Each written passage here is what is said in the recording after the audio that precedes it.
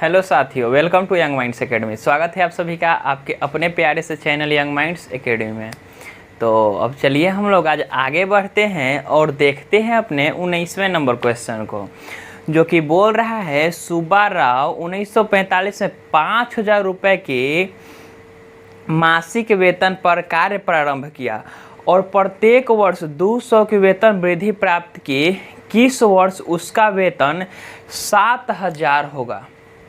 यानी बोल रहा है कि कोई एक व्यक्ति है जिसका नाम सुब्बाराव है, उसने 5,000 रुपये की मासिक वेतन पे स्टार्ट किया काम करना और हर साल उसका वेतन जो है वो 200 रुपये बढ़ता है। तो पूछ रहे हैं हमसे कि किस वर्ष जाके उसका वेतन 7,000 रुपये हो जाएगा। तो हमें सोचने वाली बात है कि अगर 5,000 रुपये से वो काम स्टार्ट करता है और हर साल जब उसमें 200 रुपये की वृद्धि होगी तो अगले साल उसका वेतन जो है वो 5200 हो जाएगा, यानी 5,200 हो जाएगा। उसके बाद उसका वेतन 5,400 हो जाएगा। फिर ऐसे ऐसे करके उसका वेतन बढ़ते रहेगा और फाइनली हमें निकालना है कि 7,000 किस मंथ में हो जाएगा, किस ईयर में हो जाएगा। चलिए देखते हैं। हमें दिया गया है कि सुब्बाराव 5,000 से काम स्टार्ट करता है, 5,000 से काम स्टार्ट करता है और अगले वर्ष उसमें 5,000 रुपया ये तो रह ही जाता है, 5,000 में 200 रुपया फिर से बढ़ जाता है। उसके बाद 5,000 में 5,000 और 200 रुपया और फिर से 200 रुपया बढ़ जाता है। ऐसे ऐसे करके उसका हर मंथ बढ़ते जाएगा। तो पहला महीना में उसका 5,000 था, दूसरा महीना में 5200 साल में, और तीसरे साल में 5400।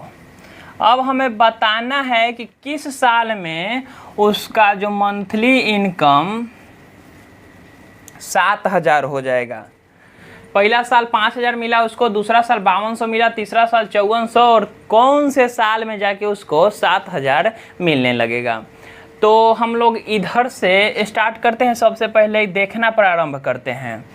तो हमें जो पहला बार जो संख्या मिलता है इसको हम लोग फर्स्ट टर्म बोलते हैं, यानी ए बोलते हैं, प्रथम संख्या, प्रथम पद, इसको ए बोल देंगे। उसके बाद हम लोग देखेंगे कि प्रथम पद और द्वितीय पद यानी फर्स्ट टर्म और सेकेंड टर्म में जो भी अंतर है उसको हम लोग सार अंतर यानी कॉमन डिफरेंस बोलते हैं। तो हमें ये सब निकालने की ज़रूरत नहीं है क्योंकि ये सब तो क्वेश्चन में ही दे दिया गया है कि प्रथम पद 5,000 है और हर साल 200 का उसमें वृद्धि हो रहा है, यानी इन दोनों के बीच का अंतर जो है वो 200 रुपया हमें ये तो क्वेश्चन में ही बता दिया गया। हमें निकालने की कोई आवश्यकता इस क्वेश्चन में नहीं थी, लेकिन हम लोगों ने चूँकि AP लिख लिया है तो इस बारे में भी मैं बता दे रहा हूँ कि कॉमन डिफरेंस यानी सार अंतर हम लोग इस तरह से निकालते थे हर बार।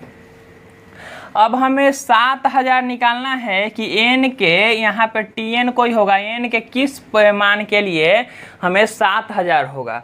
तो Tn का हम लोग फॉर्मूला जानते हैं, Tn is equal to a plus n-1 into D.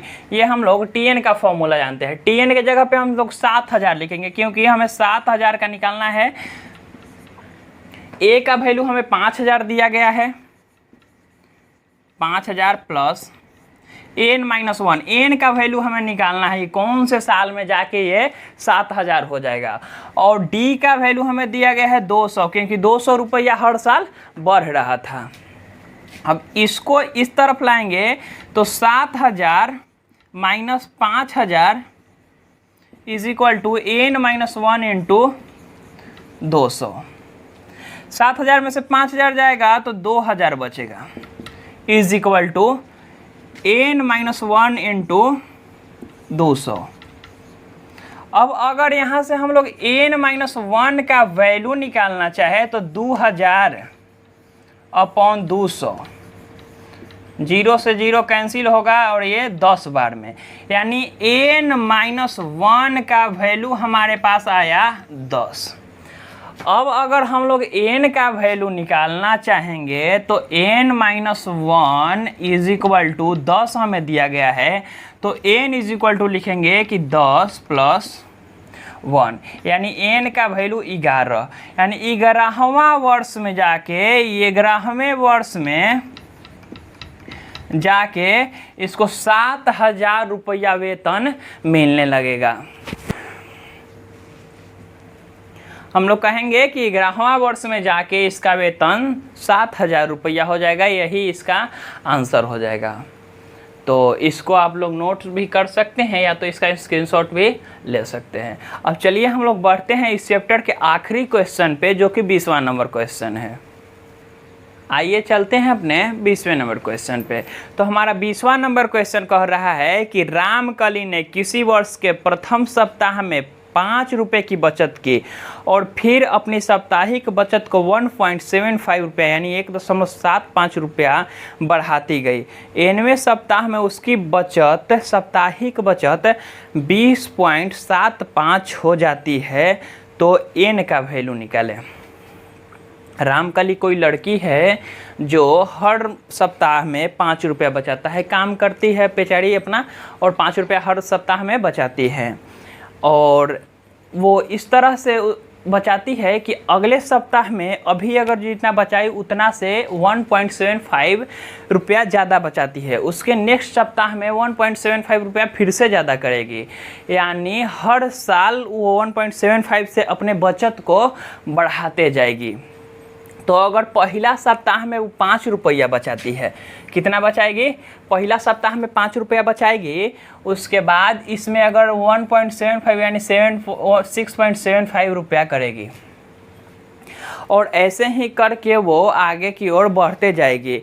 तो हमें एपी से तो कोई मतलब नहीं है, यानी इसका समानांतर श्रेणी हमें बनाने की कोई आवश्यकता नहीं है। और इसी तरह से बढ़ते बढ़ते वो 20 रुपया 75 पैसा तक पहुंच जाती है, यानी 5 रुपया से स्टार्ट करती है साप्ताहिक बचत और बचाते बचाते 20 रुपया 75 पैसा तक उसका साप्ताहिक बचत एक सप्ताह में पहुंच जाता है। तो बताइए कि कितने सप्ताह में ये 20 रुपया 75 पैसा तक पहुंचेगी, यही पूछ रहा है क्वेश्चन में। कि पहला सप्ताह में 5 रुपया बचाई, उसके बाद वो 1 रुपया 75 पैसा से अपना बचत बढ़ाते गई और उसका जाते जाते 20 रुपया 75 पैसा तक उसका साप्ताहिक बचत हो गया। तो बताइए कि वो कितना सप्ताह में यहाँ तक पहुँची होगी। तो हम लोगों ने पहला टर्म तो दिया गया है, वो क्वेश्चन में ही बोल दिया है कि पहला सप्ताह में 5 रुपया। उसके बाद बोला कि दूसरा सप्ताह में 1.75 की बढ़ोतरी की है, यानी ए का वैल्यू 5 और डी का वैल्यू 1.75 तो पहले से ही दे रखा है, निकालने की कोई आवश्यकता इसमें नहीं है। उसके बाद टीएन का वैल्यू दे रखा है, टीएन का वैल्यू यानी 20.75 यानी 20 रुपया 75 पैसा तक वो पहुंच गई है। उसके बाद ये बोल रहा है कि अब एन का वैल्यू निकालिए कि कौन से सप्ताह में यहाँ तक ही पहुंच गई है। तो हम लोग फॉर्मूला जानते हैं, t n is equal to a plus n minus 1 into d.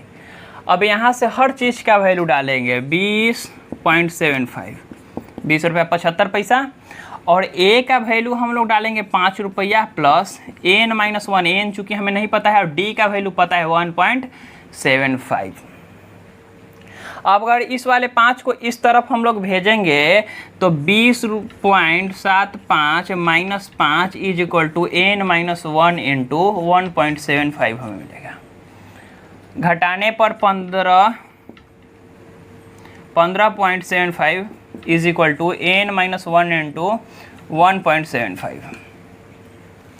अब ये वाला 1.75 जो इधर है वो गुणा में है n माइनस 1 के साथ है, तो इधर आएगा तो ये भाग में आ जाएगा, यानी n minus 1 is equal to अगर हम लोग निकालेंगे तो 15.75 अपॉन 1.75 इस तरह से आएगा। अगर इसको हम लोग काटेंगे तो काटने पर ये 9 आएगा।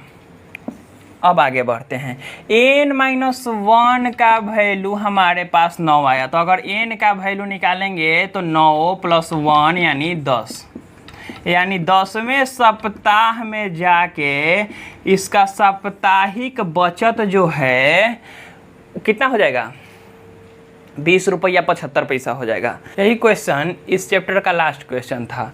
तो कमेंट करके ज़रूर बताइएगा कि आप लोगों को ये वीडियो कैसा लगा, और अगर वीडियो अच्छा लगा होगा तो अपने दोस्तों के बीच शेयर कीजिएगा। तो मिलते हैं नेक्स्ट वीडियो में इसके अगले चैप्टर के क्वेश्चन के साथ। तब तक के लिए धन्यवाद।